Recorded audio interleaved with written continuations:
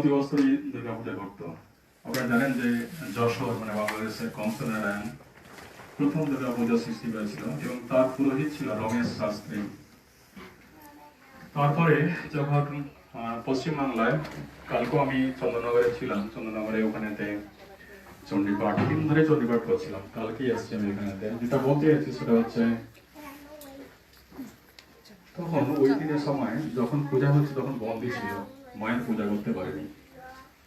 তো হঠাৎ করে নৌকা দিয়ে যাচ্ছে, তারপরে ওনার যখন শয়ন করেছে স্বপ্ন দেখছে যে মা যেন তাকে আবার পূজা দিতে বলছে। সেই সময় মানে এই সময়টা আর কি, যে শুক্লপক্ষ কার্তিক মাস, এই সময় কিন্তু তখন একটা অন্য রূপের মাকে চিন্তা করে জগদ্ধাত্রী রূপে ওনার কিন্তু পূজা করলো। তাই দেখুন যে মাকে পূজা করার, ঈশ্বরকে পূজা তো প্রতিদিনই আমরা করি, কিন্তু কোনো সময় আমরা বিশেষভাবে পূজা, সত্যের ভক্ত যদি আমরা হয়ে থাকি, মা কিন্তু পূজা নেওয়ার জন্য আপনাকে আদেশ দেবে। তাই অনেক ভক্তি হচ্ছে পূজার শ্রেষ্ঠ উপাচার। তাই দেখুন যখন সে এত ভক্তি এবং শ্রদ্ধা ছিল, যখন সে ওই দুর্গা পূজার যে সময়টা, সেই সময় পূজাটা না দিতে পারার পরিপ্রেক্ষিতে তাকে কিন্তু মা আদেশ দিল পূজা তুই কর। মানে সেই এটাও কিন্তু শরৎকাল নয়, কিন্তু হচ্ছে হেমন্তকাল। কালকে বলেছিলাম যে শরৎকাল নয়, হচ্ছে হেমন্তকাল। এই হেমন্তকালে দেখুন এই পূজাটা কিন্তু না রামচন্দ্র করেছিল, না সুরত করেছিল, না বৃহস্পতি করেছিল। বৃহস্পতি মানে যে গ্রহ বৃহস্পতি, পত্নীহারা বৃহস্পতি, উনি পূজা করেছিল না। অর্জুন স্তোত্র পাঠ করেছিল, মানে বৃত্রাসুরকে বধ করার জন্য শিব যে তার পূজা করেছে তা নয়। মানে এই পূজাটা সম্পূর্ণ এক মানব দেহধারী রাজা কৃষ্ণচন্দ্রের মানে প্রতিষ্ঠিত পূজা।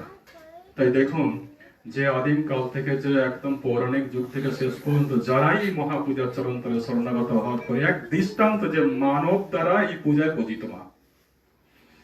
তাই আপনারা চেষ্টা করবেন, আড়ম্বর বড় নয়, বড়টা হচ্ছে ভক্তি আর শ্রদ্ধাই হচ্ছে মায়ের শ্রেষ্ঠ পূজার উপাচার। সেজন্য আমি সবসময় বলি ভক্তি এবং শ্রদ্ধা হচ্ছে পূজার হচ্ছে শ্রেষ্ঠ উপাচার। এই যদি ভক্তি এবং শ্রদ্ধা থাকে, মা আপনার থেকে আপনার কাছে পূজা চেয়ে নেবে। যেটা কৃষ্ণচন্দ্র পেয়েছিল এবং যেটা শ্রী রামকৃষ্ণ পেয়েছিল, যেটা শ্রী রামপ্রসাদ পেয়েছিল, যেটা কমলাকান্ত করেছিল, যেটা আগাম বাগিস করেছিল। তাই নিজেকে অনুশীলন, অনুধাবন আর নিজেকে ত্যাগ, সত্য আর ব্রহ্মচর্যের মাধ্যমে সেই পরম সত্যকে জানতে হয়। এত তর্ক বিতর্ক এসব করার কোনো প্রয়োজন নেই। যদি সত্যিকারের ভক্ত হয় তাহলে ভক্তি আর শ্রদ্ধা দিয়ে সেই পরম তত্ত্বকে লাভ করতে হয়। আর বাদ বাকি যা কিছু আছে সবাই হচ্ছে দৈত্য, দানব আর অসুর। অসুরে ভরে গেছে, মায়ের পূজা দিতে বিভিন্ন বাধা দিচ্ছে। দেখুন বাংলাদেশে মন্দির চূর্ণিত হচ্ছে, সতীত্ব লুণ্ঠিত হচ্ছে, ওরাই হচ্ছে অসুর, যারা মাকে পূজা দিতে দেয় না, বিভিন্ন বাধা দিয়ে তাদেরকে বাধা দেয়।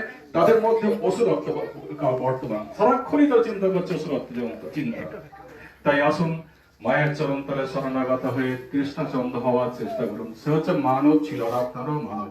আমাদের মহান ভাগ্য, আমাদের মহান, আমরা সত্যি করে আমরা ভাগ্যবান যে মায়ের চরণ তলে বসে তাকে আমরা প্রসাদ দিচ্ছি। আর আমার সাথে সাথে ধ্যান করুন আমার সাথে।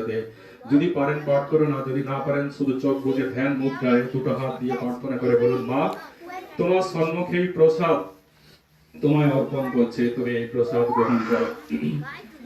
ওম বন্ধুক কুসুমাভাসং পঞ্চমণ্ডলীবাসিনীম স্থূরচন্দ্রকালং রক্তমকুটং মুণ্ডমালিনীম ত্রিনেত্রং রক্তবসনং পিন্নান্নতি ঘটস্তনিং পুস্তকাং চক্ষুমালং চ বরং চ ভয়কং ক্রমৎ দধারিতং শরণ্যিতা মুত্তরা ময়মাদিতং কালীরত্নং নিবন্ধং নুপুরং লস্তং পাদং ভুজমিষ্টদং কাঞ্চে রত্নদৌকুলং হারললিতং নীলং তিলক্রজালং সুরাত্রা সহস্রমণ্ডিতা ভুজমুক্তদ্রয় বিনস্তনিম আবদ্ধ মিতরস্মিরা মুকুটান বন্দে মহেশস্প্রিয়ম ইয়া চণ্ডী মধুকৈটবে দৈত্য দলিনী ইয়া শুম্ভ সিদ্ধিদাত্রিপরা সদেবী নবকোটি মূর্তি শৈতানমাং পাতু বিশ্বেশ্বরী মধ্যে সুধা মদিমণি মণ্ডপ রত্ন সিংহাসন পরিগতং পরিবীত বর্ণম পীতম্বরম কনক ভূষণ মাল্যম শোভাম দেবী ভজামি ধীত মুদ্গর্ভৈ যে জিহ্বাং দেবী চণ্ডিকে প্রেতার্থে জগদাত্রে রূপেণ ইতি তুভ্যাং প্রসাদাং সমর্পয়ামি। প্রথমে হাতে জল নেন, জল নিয়ে সঙ্গে সঙ্গে